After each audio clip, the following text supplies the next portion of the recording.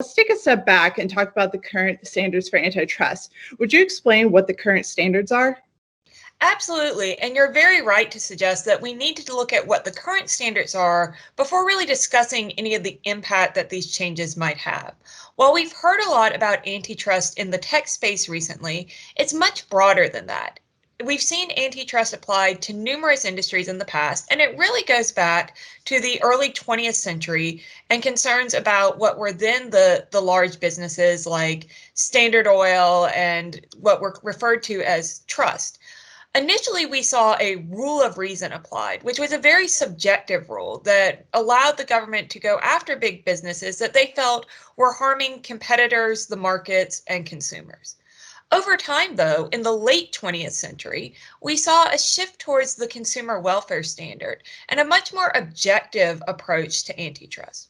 Rather than presuming that big was always bad, we looked at the impact, the analysis looks at the impact that these companies are having on the markets and on consumers. So it looks for things like, is a company dominant in its market? Is it abusing that dominance to somehow create harm on consumers that could result in consumers not having the best outcome and the benefits of a free market that we would normally see from competition?